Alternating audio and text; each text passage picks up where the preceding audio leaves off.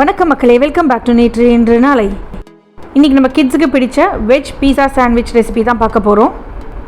இது நீங்கள் குழந்தைகளுக்கு ஸ்நாக்ஸ்க்கும் வைக்கலாம், லஞ்சுக்கும் வைக்கலாம். ரொம்ப ஃபில்லிங்காக இருக்கும். இப்போ இந்த பீஸா சாண்ட்விச் எப்படி பண்ணுறதுங்கிறத பார்த்துடலாம். முதல்ல 2 ஸ்லைஸ் சாண்ட்விச் பிரெட் எடுத்துக்கோங்க. ஒரு ஸ்லைஸில் நம்ம டொமேட்டோ சாஸ் அப்ளை பண்ணிக்கலாம். இன்னொரு ஸ்லைஸில் நம்ம சீஸ் ஸ்ப்ரெட்டோ இல்லைனா மேயோவோ அப்ளை பண்ணிக்கலாம். உங்கள்கிட்ட எது இருக்கோ அதை யூஸ் பண்ணிக்கோங்க. சாண்ட்விச்னால் குழந்தைங்களுக்கு ரொம்ப பிடிக்கும், பீஸானா ரொம்ப பிடிக்கும். இது ரெண்டுத்தையும் நம்ம கிளப் பண்ணும்போது அவங்களுக்கு எவ்வளோ பிடிக்கும்னு யோசிச்சு பாருங்கள். ரொம்ப டேஸ்டியாக இருக்கும். கண்டிப்பாக இது உங்கள் வீட்டில் ட்ரை பண்ணி பாருங்கள்.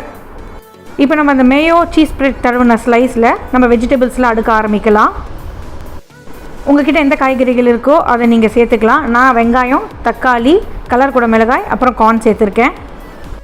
எனக்கு இந்த டைம் செர்ரி டொமேட்டோ கிடச்சிது, அதனால் நான் செர்ரி டொமேட்டோ சேர்த்துக்கிறேன். நீங்கள் நார்மல் டொமேட்டோஸ் கூட சேர்த்துக்கலாம்.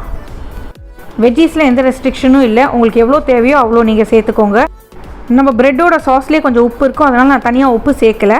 இப்போ அந்த வெஜிடபிள்ஸ் மேலே கொஞ்சமாக நம்ம ரெட் சில்லி ஃப்ளேக்ஸ் சேர்த்துக்கலாம். அதுக்கப்புறம் இட்டாலியன் சீசனிங் இல்லைனா மிக்சட் ஹர்ப்ஸ்னு சொல்லுவோம் இல்லையா, அதை அப்படியே ஸ்ப்ரிங்கிள் பண்ணி விட்டுக்கோங்க. அதுக்கு மேலே உங்களுக்கு எவ்வளோ தேவையோ அவ்வளோ பீஸா சீஸ் இல்லைனா மோசரெல்லா சீஸை துருவிட்டு சேர்த்துருங்க. டொமேட்டோ கெச்சப் தரவின அந்த பிரெட் ஸ்லைஸை வச்சு அப்படியே மூடிடுங்க.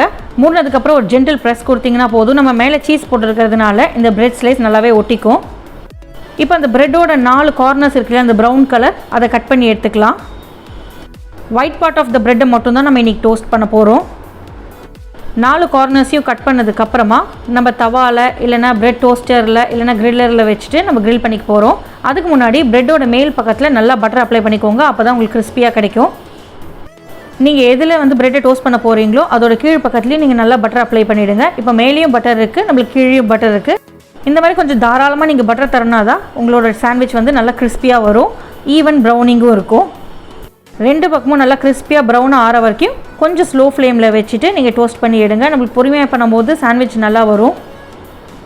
2 பக்கமும் நல்லா ப்ரௌன் ஆனதுக்கப்புறம் ஒரு பிளேட்டுக்கு ட்ரான்ஸ்ஃபர் பண்ணிவிட்டு நல்லா ஸ்லைஸ் பண்ணிவிட்டு டொமேட்டோ கெச்சப்போட சர்வ் பண்ணுங்கள். சாப்பிட்றதுக்கு சூப்பராக இருக்கும். முடிஞ்ச அளவுக்கு சூடாக சாப்பிட்டா தான் உங்களுக்கு கிறிஸ்பியாக இருக்கும். ஆறி போச்சுன்னா கொஞ்சம் சாஃப்ட் ஆகிடும். ரொம்ப சிம்பிளாக நம்ம குழந்தைகளுக்கு பிடிச்ச மாதிரியான ஒரு ரெசிபி. உங்களுக்கு ஒயிட் பிரெட் வேண்டாம்னா நீங்கள் இதை ப்ரௌன் பிரெட்டில் கூட பண்ணிக்கலாம். ஒரு தடவை இந்த சாண்ட்விச்சை உங்கள் வீட்டில் ட்ரை பண்ணி பாருங்கள். கண்டிப்பாக நீங்கள் அதுக்கு ஃபேன் ஆகிடுவீங்க. இந்த ரெசிபி உங்கள் வீட்டில் ட்ரை பண்ணி பார்த்துட்டு எப்படி இருந்ததுன்னு சொல்லுங்கள். நம்ம சேனலுக்கு ஃபர்ஸ்ட் டைம் வரீங்கன்னா லைக் பண்ணுங்கள், ஷேர் பண்ணுங்கள், மறக்காமல் சப்ஸ்கிரைப் பண்ணுங்கள். இன்னொரு நல்ல ரெசிபியோடு உங்களை நான் சந்திக்கிறேன். until then take care, bye bye.